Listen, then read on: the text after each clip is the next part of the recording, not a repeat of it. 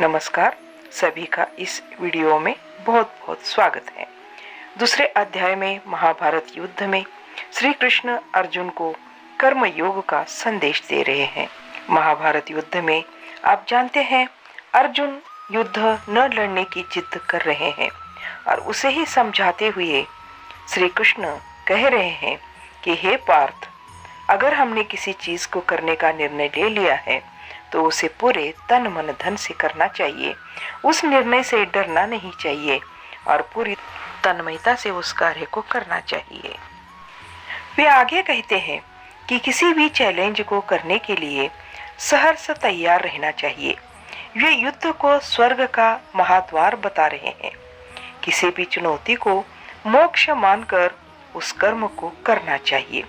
श्री कृष्ण आगे कहते हैं कि हे अर्जुन, तुमने चुनौती को पूर्ण नहीं किया तो तुम पाप के भागीदार होंगे।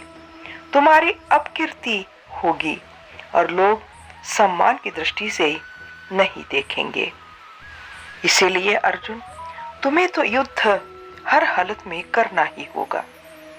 शत्रु तो तुम्हारे इसी ताक में रहते हैं कि तुम्हारी निंदा करने का अवसर उन्हें कब मिले।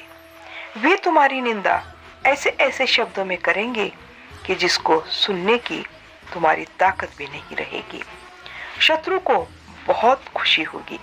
इसलिए हम हमेशा यही विचार रखना चाहिए कि हमारी ना कोई निंदा करे, ना हमारी समाज में अपकीर्ति हो।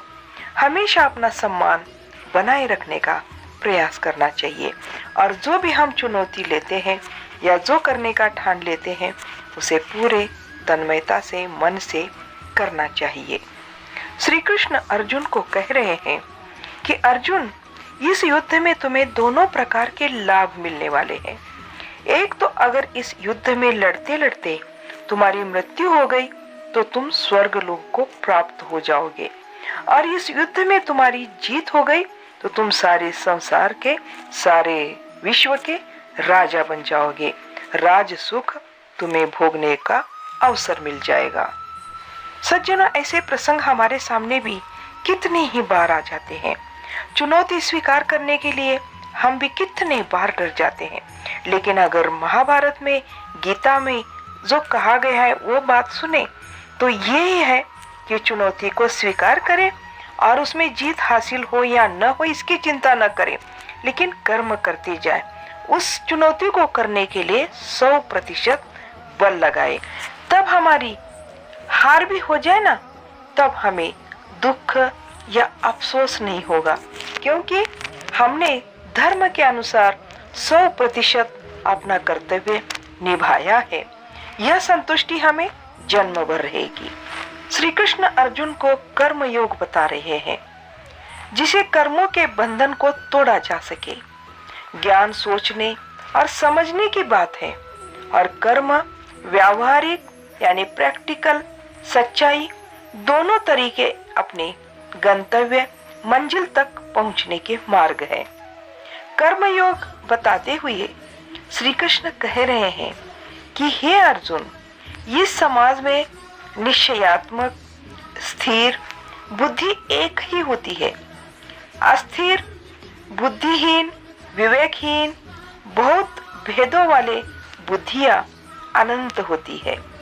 जब फैसला लेना हो तो बुद्धि एक ही होती है, परंतु जहाँ सोचने की, विवेक की कमी हो वहाँ कई बुद्धियां काम करती है।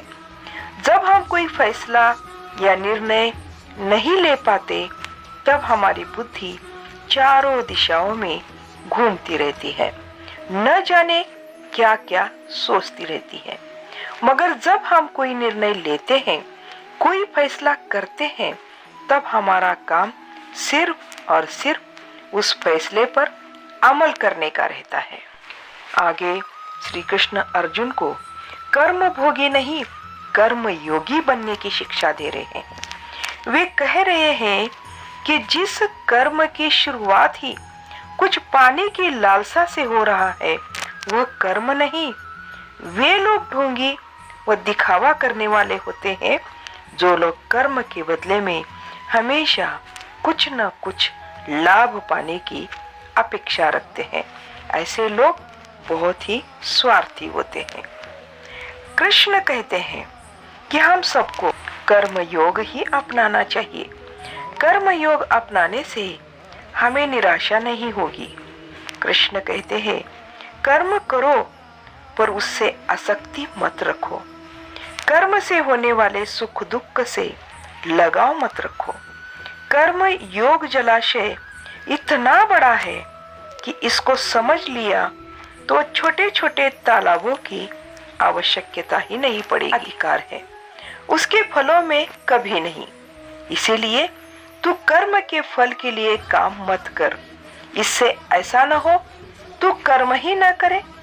कर्म तो करना ही है पर फल के लिए नहीं।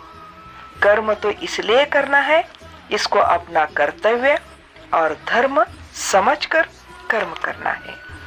सज्जनों, आपको ये वीडियो अच्छा लगता है तो लाइक शेयर कमेंट्स जरूर करें। नए हो तो सब्सक्राइब करना न भूलें।